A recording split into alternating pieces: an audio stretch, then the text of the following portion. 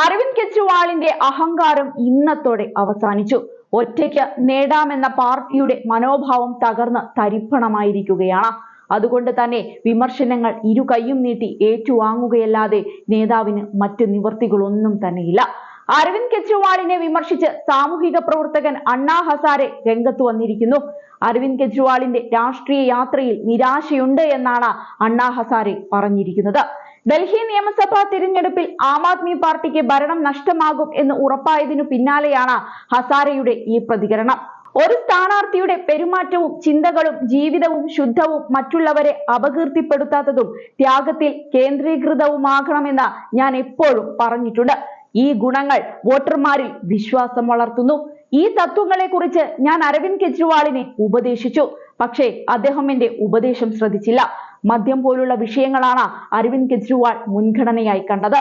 പണം കണ്ടപ്പോൾ അദ്ദേഹം അതിനു പിന്നാലെ പോയി എന്നും അണ്ണാ ഹസാരെ വിഷമത്തോടെ പറഞ്ഞു.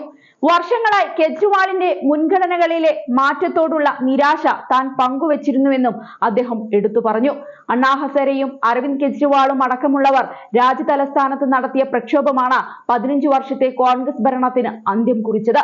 ഇതിനിടയിൽ BJP അധികാരം പിടിക്കുമെന്ന് ഉറപ്പായതോടെ കോൺഗ്രസിനെയും ആം ആദ്മി പാർട്ടിയെയും പരിഹസിച്ച് ജമ്മു കശ്മീർ മുഖ്യമന്ത്രി നാഷണൽ കോൺഫറൻസ് നേതാവുമായ ഒമർ അബ്ദുള്ള എത്തിയതും ശ്രദ്ധേയമായി. ഇന്ത്യ സഖ്യത്തിലെ പ്രധാന കക്ഷികളായിട്ടും പരസ്പരം മത്സരിച്ചതിനെ പരോക്ഷമായി പരിഹസിച്ചാണ് ഒമർ അബ്ദുള്ളയുടെ പ്രതികരണം.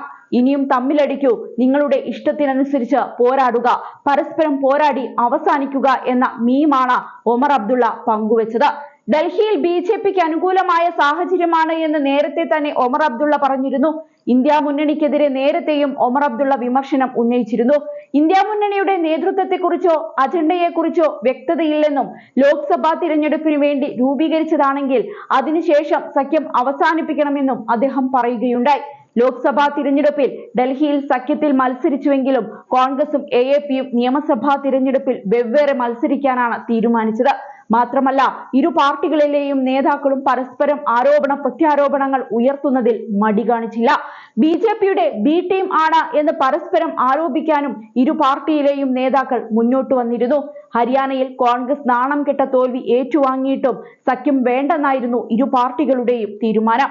ഹരിയാനയിൽ 2014 മുതൽ BJP അധികാരത്തിലിരുന്നതിനാലും ഭരണവിരുദ്ധത നേരിടേണ്ടി വരുന്നതിനാലും കോൺഗ്രസ് വിജയിക്കുമെന്ന് പ്രതീക്ഷിച്ചിരുന്നു. എന്നാൽ ഇവിടെ സഖ്യത്തിന് കോൺഗ്രസോ ആം ആദ്മിയോ തയ്യാറായിരുന്നില്ല. ഫലമോ സംസ്ഥാനത്തെ 90 നിയമസഭാ സീറ്റുകളിൽ 1/2 ഡസനിലേറെ സീറ്റിലും അരവിന്ദ് കെജ്രിവാളിന്റെ നേതൃത്വത്തിലുള്ള പാർട്ടി കോൺഗ്രസിന്റെ വോട്ടുകൾ പിളർത്തി. ഇതോടെ 37 മണ്ഡലങ്ങളിൽ മാത്രമായി കോൺഗ്രസിന്റെ വിജയം ചുരുങ്ങുകയും ചെയ്തു. അതേസമയം 27 വർഷത്തിന് ശേഷം ഡൽഹിയിൽ BJP ഭരണം പിടിക്കുമെന്ന് ഉറപ്പിച്ചിരിക്കുകയാണ്. 70 അംഗ നിയമസഭയിൽ 46 സീറ്റിലും BJPയാണ് ലീഡ് ചെയ്യുന്നത്. കേവല ഭൂരിപക്ഷത്തിന് 36 സീറ്റാണ് വേണ്ടത്. 24 സീറ്റിൽ ആം ആദ്മി പാർട്ടി ലീഡ് ചെയ്യുമ്പോൾ തുടർച്ചയായ 3-ാം തവണയും കോൺഗ്രസിന് ഡൽഹി നിയമസഭയിൽ ഒറ്റ MLA-മാരും ഉണ്ടാകില്ല എന്നതിലേക്കാണ് ഫലം പോകുന്നത്. അതിനിടെ സ്വന്തം മണ്ഡലത്തിൽ അരവിന്ദ് കെജ്രിവാളിനേറ്റ വമ്പൻ തോൽവിയും ശ്രദ്ധേയമാവുകയാണ്.